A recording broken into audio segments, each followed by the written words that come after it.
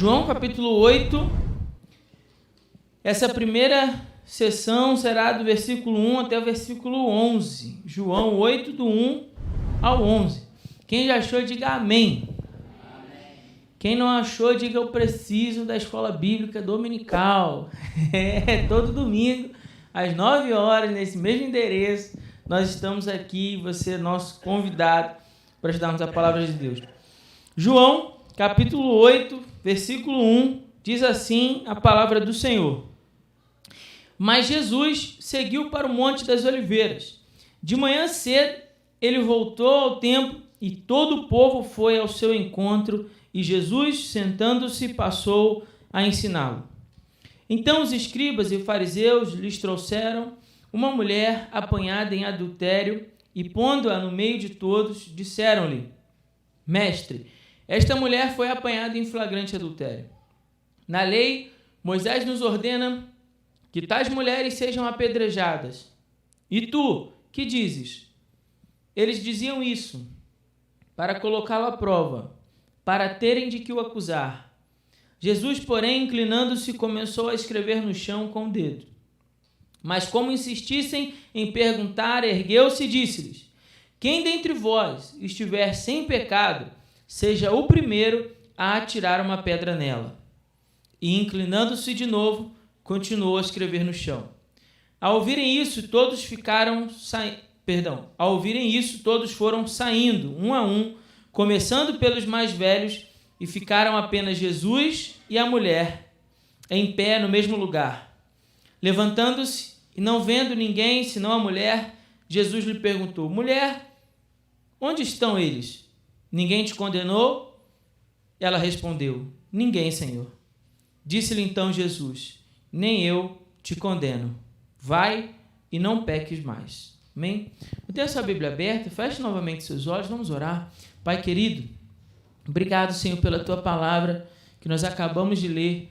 E pedimos agora, Pai, que no nome de Jesus, Teu Espírito Santo possa iluminar a nossa mente, o nosso coração, para a compreensão da Tua palavra. Pai, que a Tua glória possa ser manifesta como aqui nós cantamos, Senhor. Que eu diminua e que o Senhor cresça. E que a glória do Teu Filho amado possa ser revelada a nós nessa noite através da Tua palavra. Nós oramos assim no nome santo de Jesus, com perdão dos nossos pecados. Amém. Os irmãos podem se assentar, mas mantenha aí, por favor, sua Bíblia aberta para que você possa ir acompanhando comigo a leitura. Deixa eu primeiro fazer uma apresentação a vocês do capítulo 8. O capítulo 8 do Evangelho de João é um capítulo bem interessante, é um capítulo de muitos conflitos, de muitos contrastes. Todo o capítulo 8. Nós acabamos de passar pela festa dos tabernáculos, e isso ficou descrito no capítulo 7. No capítulo 7, normalmente a festa do tabernáculo era uma festa onde os judeus iam para Jerusalém, mais ou menos 6 meses depois da Páscoa, e eles ali construíam barracas para lembrar dos tempos em que os judeus foram escravizados, né? Eles foram escravos no Egito e a peregrinação até Canaã, eles viveram em tendas. Então a festa dos tabernáculos era uma espécie de lembrança, de recordação daquele tempo, quando o povo era escravo no Egito e Deus havia livrado esse povo. Passa-se essa festa da Páscoa, e por que eu estou falando... Perdão, a festa dos tabernáculos. E por que eu estou falando isso? Porque o cenário que nós vemos agora é de uma mulher apanhada em adultério. Não se explica muito bem como isso aconteceu, mas como nós acabamos de sair de uma festa, o povo em euforia, bebe-se vinho, a gente não pode aqui criar um cenário que não há, mas faz sentido esse momento. Mas eu vou explicar o porquê desse momento depois. Então sai-se da festa e continua-se os conflitos na festa sobre Jesus. E agora o capítulo 8 vai mostrar que esses conflitos se intensificam. As discussões a respeito de Jesus, elas se intensificam. Então, o que nós vamos ler? Ver no capítulo 8? Nós vamos ler 5 principais contrastes. A gente poderia dividir o capítulo 8 em 5 momentos. O primeiro momento é o momento da graça e a lei. A oposição entre a graça e a lei. Nesses versículos que nós lemos aqui, do verso 1 ao verso 11. Depois, conforme nós fomos passando nas próximas mensagens, os irmãos vão ver há um segundo conflito, que é agora da luz e as trevas. Isso aparece do verso 12 até o verso 20, ainda nessa mesma discussão de Jesus com os judeus. Depois, o terceiro contraste que aparece é entre vida e morte. Isso vai do versículo 21 até o versículo 30. Depois, o quarto contraste é entre liberdade e escravidão. Isso está lá no versículo 31 até o versículo 47. E, por último, o último contraste apresentado no capítulo 8 é entre honra e desonra.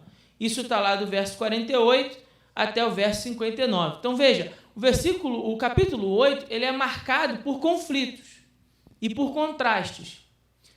E todos esses contrastes, todos esses conflitos que aparecem nas discussões de Jesus com os judeus, o autor ele tem um propósito. Quando ele registra essas discussões, ele quer nos dizer alguma coisa. Então a gente precisa estar aqui com um alerta ligado para perceber o que é que o autor está querendo dizer quando ele coloca esses eventos. Então, o evento que nós lemos aqui, do verso 1 ao verso 11, ele é um dos eventos que revela esse contraste. Nesse caso aqui, é entre a lei e a graça. Mas eu vou explicar isso mais à frente. Agora, pastor, o que todos esses contrastes têm em comum? Todos esses contrastes, juntos, no capítulo 8, revelam a bondade de Cristo e a corrupção humana. Então, o tempo todo, no capítulo 8, nós vamos passear por ele, sempre pensando nisso, nessa manifestação que o capítulo 8 está declarando a respeito de Jesus. Jesus é bom, mas o homem é corrupto e mau. Então, isso fica muito claro nesses contrastes. Graça e lei, luz e trevas, vida e morte, liberdade e escravidão, honra e desonra. Por que eu estou falando essas coisas? Estou falando essas coisas porque o nosso olhar para esse texto precisa ser baseado no contexto dele. Porque, senão, o texto ele fica pobre de significado. Você já deve ter ouvido mensagens sobre esse texto, onde a única ênfase é na maldade, na corrupção, na hipocrisia dos religiosos. E aí fica parecendo que o texto ele fala especificamente disso, mas a grande ideia desse texto não é isso. Essa é uma ideia que aparece no texto, pastor? Sim, é. É uma lição para nós sobre o julgamento hipócrita? É. De fato é. Jesus tratou isso em Mateus capítulo 7 e esse evento, esse episódio prova disso. É como se fosse um exemplo, Mateus capítulo 7, agora vamos pegar um acontecimento, aqui acontecendo exatamente o que eu disse para vocês não fazerem em Mateus capítulo 7, aqui. Então isso está claro também. Só que se a gente pegar só essa lição, a gente vai perder o significado mais profundo desse texto, que é justamente mostrar esse contraste entre a lei e a graça de Jesus. O quanto a lei nos foi dada, sim, e a lei nesse sentido é boa, porque a lei revela o pecado, a lei manifesta a nossa condição de pecadores. Então, por que nós sabemos que somos pecadores? Porque a lei assim o manifesta. Quando a lei diz para nós, olha, vocês não devem cometer adultério, e aí Jesus vai explicar isso maravilhosamente bem, ele vai dizer assim, olha, o adultério não é só o ato sexual, mas se um homem ou uma mulher olha para o companheiro de outro e deseja no seu coração, já cometeu adultério. Ele vai dizer assim, a lei diz não matarás, mas se você tem ódio no seu coração, você já matou o seu irmão. Então Jesus explica isso para nós. Ele explica que o cumprir a lei é algo que vai além de perceber a letra, para dizer assim, eu não cometi o ato sexual. Vai muito além. A essência da lei é para manifestar o coração do pecador. Que no meu coração, quando eu olho para uma mulher, ou a mulher olha para um homem e deseja no seu coração alguém que não é o seu marido ou sua esposa, já cometeu adultério. Então, o que a lei está fazendo para nós? A lei está trazendo luz ao pecado. porque senão eu não saberia que eu sou um pecador. Deu para entender isso? Estamos juntos até aqui? Amém?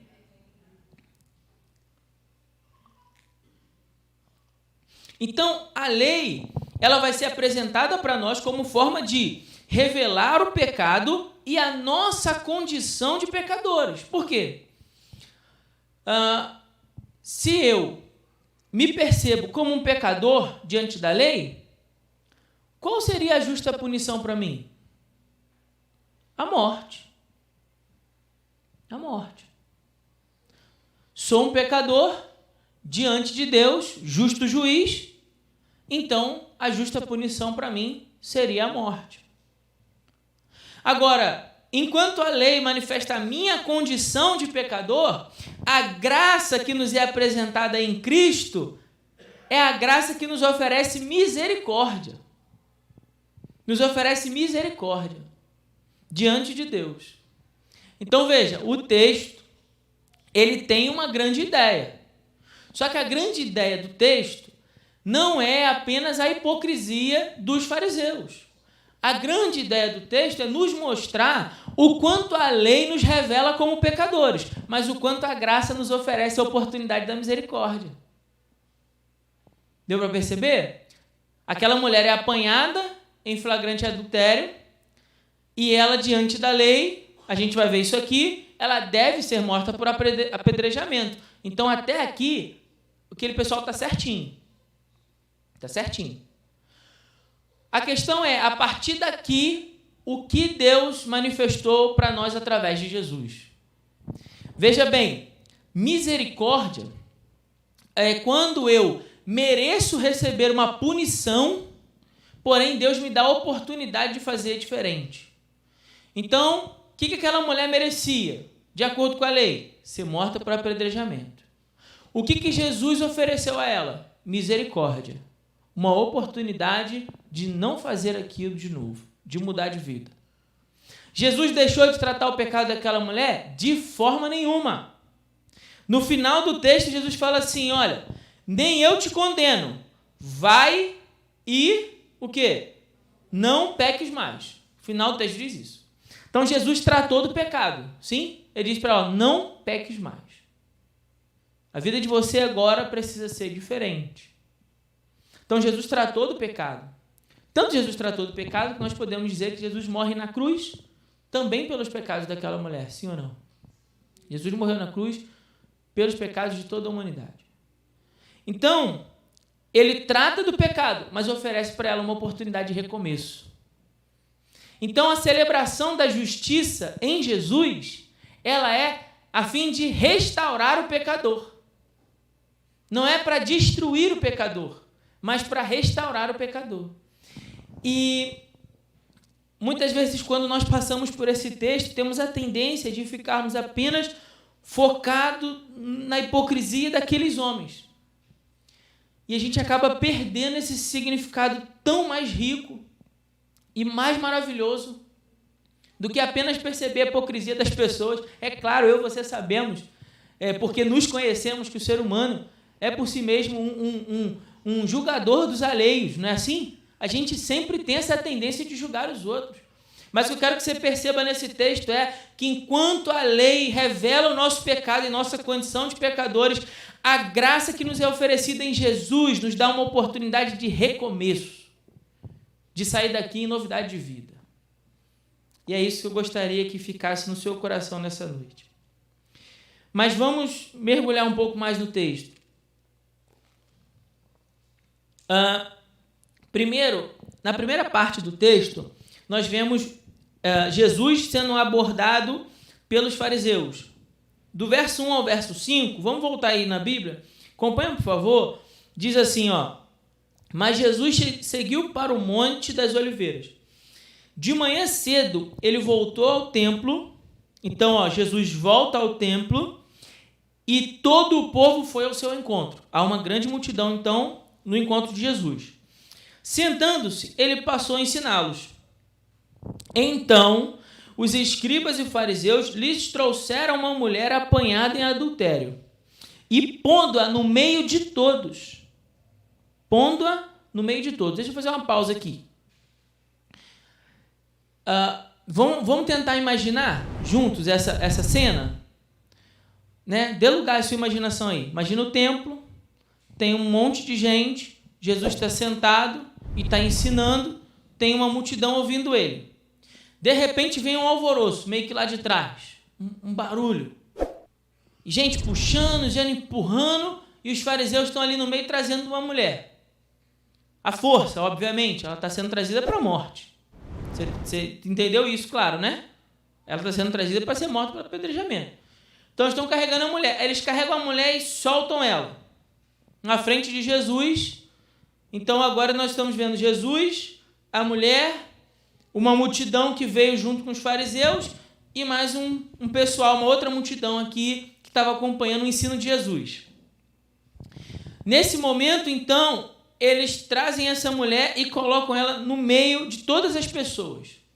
Eu paro aqui para perguntar uma coisa a você. Pelo bom senso, não precisa ser um expert de Bíblia, mas pelo bom senso, essa seria uma maneira correta de tratar de um erro? Faz algum sentido isso? Não faz, né? Mas calma, porque eles têm um respaldo. É a lei, certo? A lei diz que ela deve ser morta para apedrejamento. Eu e você sabemos, pelo bom senso, esse não seria o melhor caminho para tratar de uma pessoa que errou. Mas aqueles homens não possuem o espírito da lei. Eles querem apenas armar uma armadilha para Jesus. Mas eu vou explicar isso mais à frente. Então, isso já fica claro. Olha, a atitude deles não é uma atitude de quem realmente está ali querendo tratar de alguém. Isso fica claro para nós. Eles estão agora para destruir ali a mulher. E se deixar, eles vão destruir a mulher. Então, o versículo 4 vai dizer assim: disseram-lhe, mestre, esta mulher foi apanhada em flagrante adultério. Na lei, Moisés nos ordenou que tais mulheres sejam apedrejadas. E tu, que dizes? Aqui tem uma armadilha. Aqui tem uma armadilha. Vamos primeiro fazer uma pergunta importantíssima para o texto. O que diz a lei? Concorda que essa é uma pergunta importante? Estão falando assim, ó, na lei diz, Moisés disse que a gente deve apedrejar. A gente precisa parar aqui e falar assim, o que diz? Espera aí, o que diz realmente a lei? Vamos para Deuteronômio, capítulo 22, por favor. Deuteronômio. Aí tem, Bernardo, tem como abrir aí? Vê se tem como você me ajudar aí. Deuteronômio 22, só para aparecer aqui também para os irmãos, para ficar mais fácil, para que eles talvez estejam com dificuldade de encontrar. Deuteronômio 22, 22.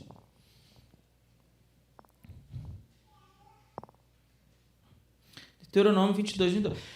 Em Levítico 20, 10, já aparece para a gente a lei, mas eu vou ler Deuteronômio, que é a repetição da lei. 22, 22, vai dizer assim: se um homem for apanhado na cama com a mulher de outro homem, incorrerão os dois. Quantos? Os dois.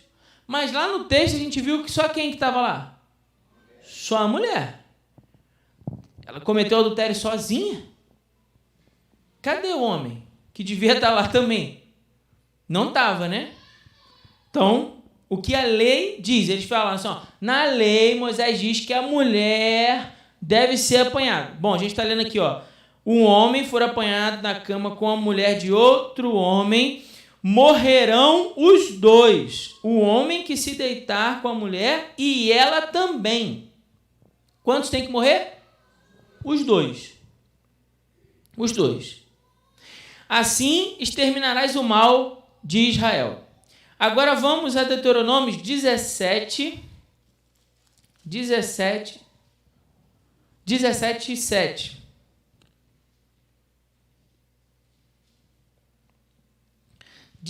7.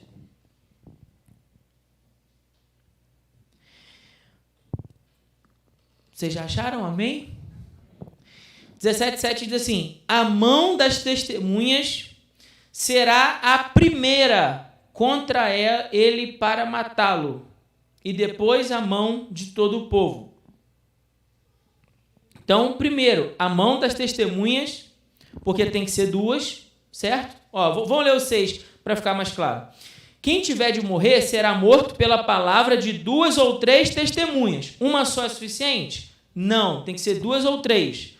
2 ou 3 testemunhas. Mas não morrerá pela palavra de uma só testemunha. A mão da testemunha, quem disse que aconteceu lá o adultério e pegou em flagrante, será a primeira contra ela para matá-la.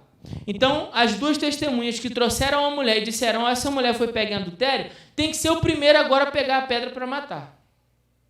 Tem que ser a primeira. Ok? Guarda essa informação. Vamos voltar para João capítulo 8. Então, veja. O que diz a lei? Ok. A lei diz que a mulher e o homem que foram pegos em adultério devem morrer sendo apedrejada. E diz mais, tem que ter o relato de 2 ou 3 testemunhas, então tem que ter ali 2 ou 3 pessoas que confirmem o fato e que essas pessoas sejam as primeiras a, então, proferir a sentença. Se testemunhou, então, vai proferir a sentença sobre eles. Aí, qual é a questão dos fariseus colocando Jesus à prova? Nesse primeiro momento, então, nós vemos versículo do 1 ao 5, a situação sendo apresentada. No verso 6, nós vemos os fariseus colocando Jesus à prova. Eles diziam, isso para colocá-lo à prova, para terem de que acusar. Por quê? Se Jesus vir e falar assim, então essa mulher deve ser morta, lembrem os irmãos que Israel, nesse tempo, está sob o domínio de quem? Dos romanos. E nessa altura, só os romanos podem proferir sentença para matar quem tiver que ser morto. Israel perde esse direito. Então, eles não poderiam fazer isso. Se Jesus fala assim, é isso mesmo, então pode começar o apedrejamento para matar essa mulher. Ele pode ser pego pelos romanos e então morto. Se Jesus diz, não vamos matar ela. Não vamos matar ela, não. A lei diz isso, mas eu estou dizendo aquilo outro.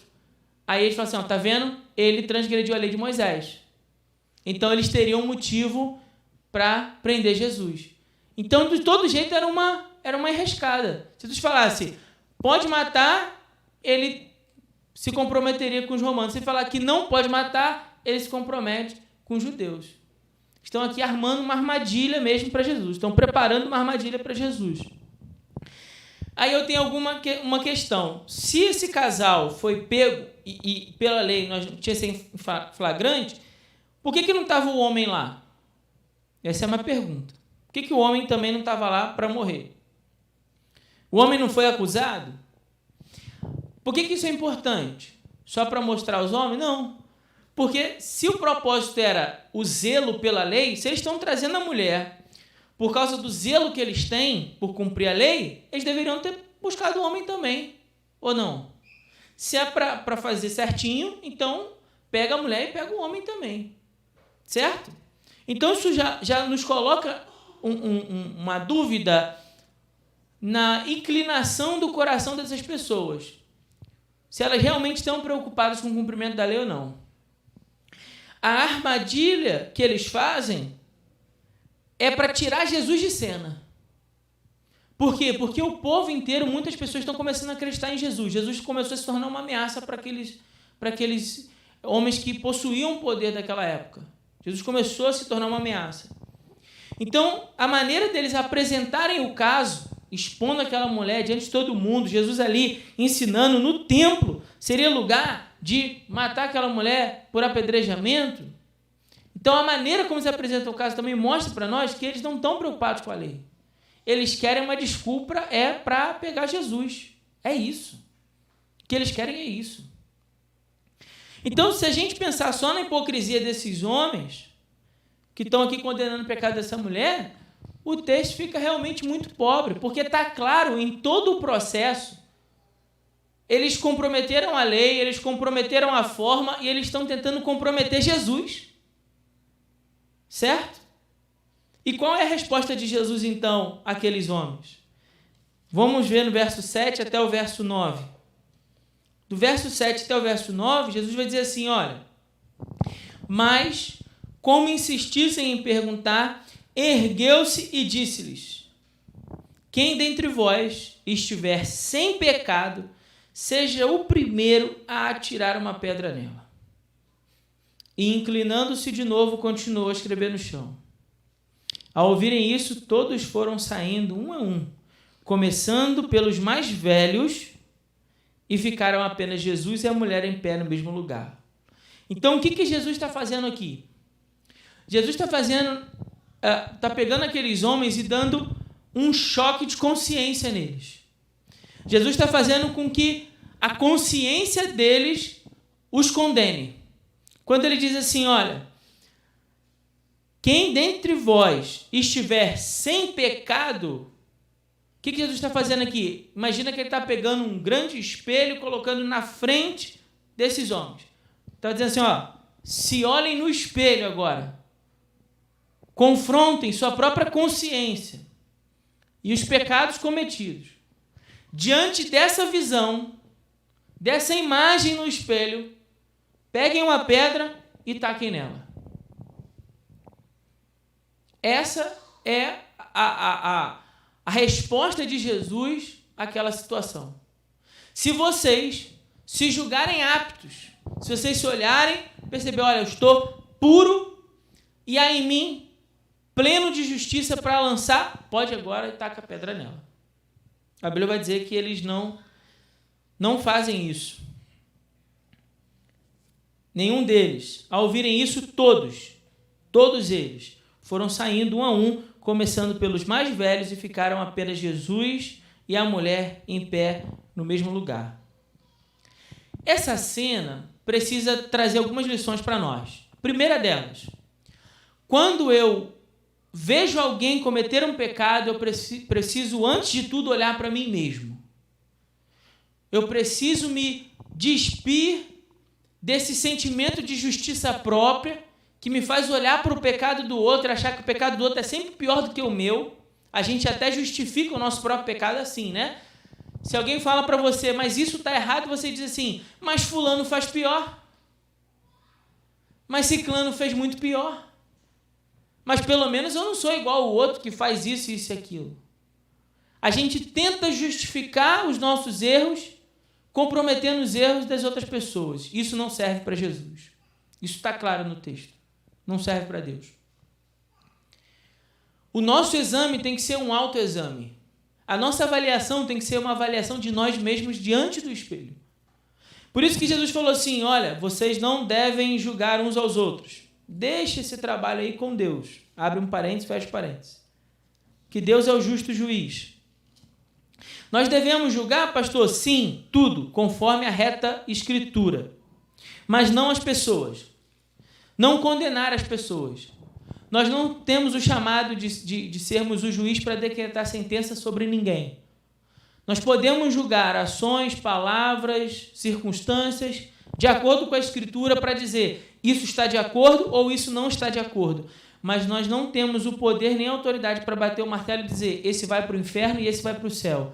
Isso não nos cabe. Isso não nos cabe. Então, por isso que Jesus falou, olha, porque vocês vão ser julgados pelo critério com que vocês julgais, e sereis medidos pela medida com que medis. Por que vê o cisco no olho do teu irmão e não repara na trave que há no teu próprio olho? Então imagina, já pensou nessa cena? Imagina um jogo de futebol. Futebol é próprio pra gente, né? Então lá você tem um gol. No gol você tem duas traves. A trave lá é imensa, enorme. Né? Então pensa numa trave, no seu olho. É uma cena ridícula, não é? É absurdo pensar nisso. O tamanho de uma trave no meu olho. Há um exagero de linguagem aqui.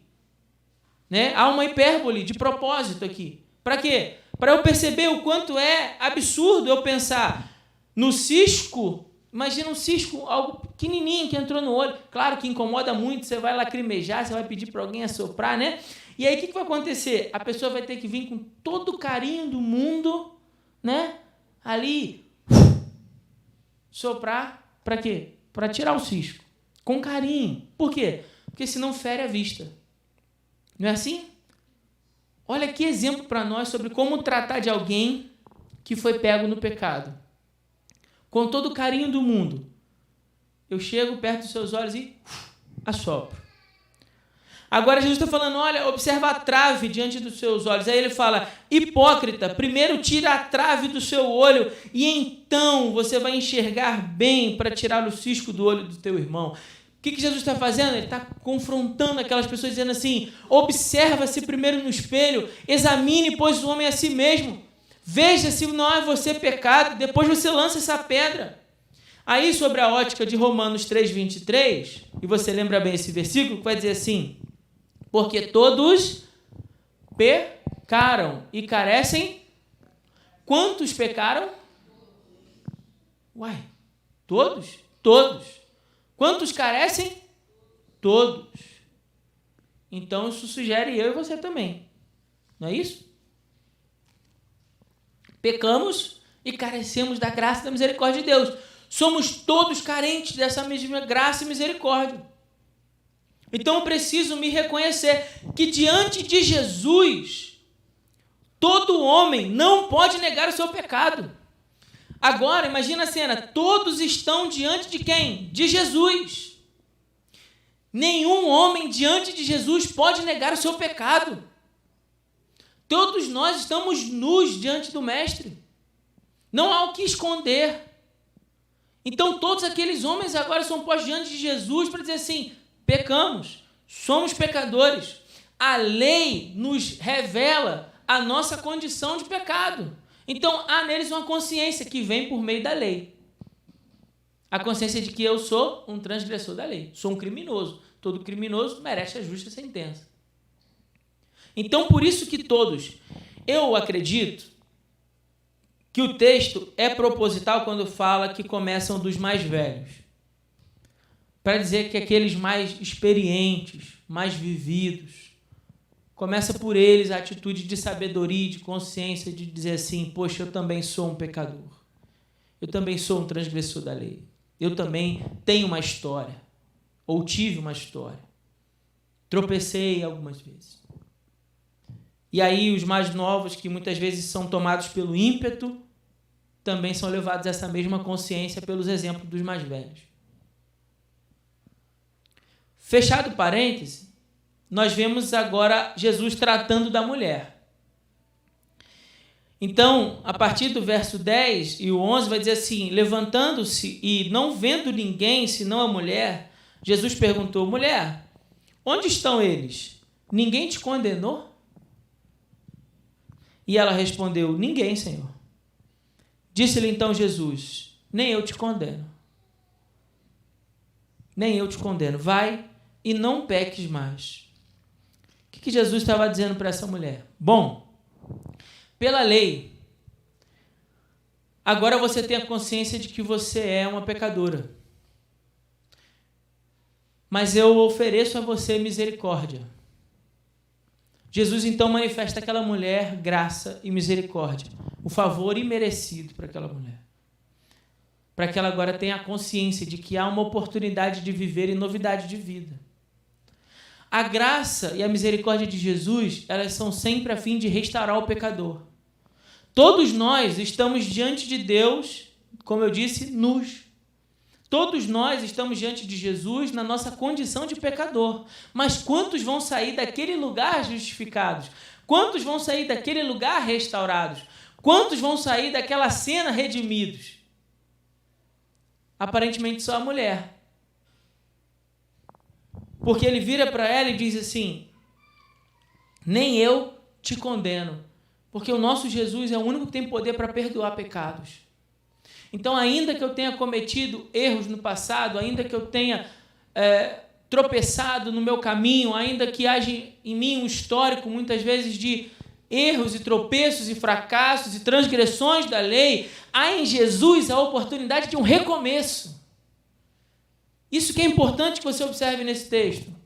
Há em Jesus a oportunidade de uma nova vida, de uma nova esperança. Quando Jesus fala para ela, olha, mulher, não vai e não peques mais. Ele está dizendo, a partir de agora que você foi te oferecida a graça, foi te oferecida a misericórdia, um favor que você não merecia, você merecia a condenação, mas agora te é oferecido isso, vai e aproveita, vive diferente. Faz dessa liberdade, que agora você está indo livre, você tinha sido apanhada no crime, mas agora você está indo livre desse crime. Faz dessa liberdade algo que glorifique a Deus, que vale a pena. Vai e não peca mais. Estava essa semana conversando com uma pessoa sobre como nós pegamos muitas vezes a liberdade que alcançamos em Cristo Jesus e usamos para libertinagem, para viver como se... Olha, então está liberado, pode viver do jeito que você quiser. Não estou dizendo isso. Que isso fique bem claro, não estou dizendo isso. Se você foi alguém que encontrou com Jesus, se você foi alguém que a lei te trouxe a revelação de que você é pecador, mas a graça manifesta em Jesus te deu um novo recomeço, você tem que andar de acordo com esse recomeço. Você tem que andar agora em novidade de vida. É isso que o texto diz. Então Jesus trata do pecado daquela mulher, sim, com severidade, sim. Tanta severidade que Jesus vai morrer na cruz por ela. Jesus morre na cruz por ela. Assim como ele morreu pelo pecado de cada um de nós. Então há para nós uma oportunidade, assim como houve para aquela mulher. Bom, nós aprendemos nesse texto que não devemos julgar os nossos irmãos, devemos fazer um autoexame, porque todos os dias nós somos tentados. Devemos tratar de uma maneira graciosa a fim de restaurar o pecador e não de destruir o pecador. E uma vez que nós encontramos com Jesus, precisamos perceber que em Jesus há perdão de pecados, ainda que o meu histórico seja um histórico de deslizes, de tropeços, de fracasso. Eu preciso perceber que em Jesus há o perdão. E depois de receber o perdão, eu preciso compreender que agora eu tenho que andar de acordo com esse perdão que eu recebi. Preciso andar de uma maneira diferente, aproveitar essa oportunidade. Imagina, irmãos, talvez para a gente, estar distante daquela cultura, fique difícil pensar nisso. Mas você precisa compreender que no final daquela conversa, há um sentimento completo de alívio naquela mulher. Porque ela estava indo para morrer. Você consegue perceber isso? Ela estava indo para morrer. Ela ia ser morta por apedrejamento. Jesus mudou o rumo da vida dela. Como nós um dia. Nós estávamos caminhando num pecado, perdidos, caminhando para a condenação eterna. Até que Jesus entrou e mudou a nossa história. Nós merecíamos a condenação como aquela mulher, por culpa dos nossos pecados, mas recebemos a graça e a misericórdia de uma nova oportunidade em Cristo Jesus. Então imagina a sensação de alívio. Um peso gigante do mundo saiu das costas daquela mulher. O peso do pecado, para que ela agora pudesse andar leve, dizendo assim, Ele me salvou. Ele me salvou. Ele me libertou. Eu estava andando perdida. Fui encontrada. Que essa palavra possa abençoar a sua vida. Que essa palavra possa fazer com que você tenha um olhar de misericórdia e graça pelos que erram no seu caminho. Que essa palavra mostre a você que há uma oportunidade de um novo começo em Cristo Jesus, independente do que tenha acontecido no passado. Há uma oportunidade para você viver uma vida nova na presença do Senhor. Então, agarre e aproveite essa oportunidade no nome de Jesus. Se a lei revela a nós que somos pecadores, a graça, porém, nos revela que há uma oportunidade de viver uma nova vida em Cristo Jesus. Amém? Que Deus nos abençoe com essa palavra. Vamos cantar o hino de número 46?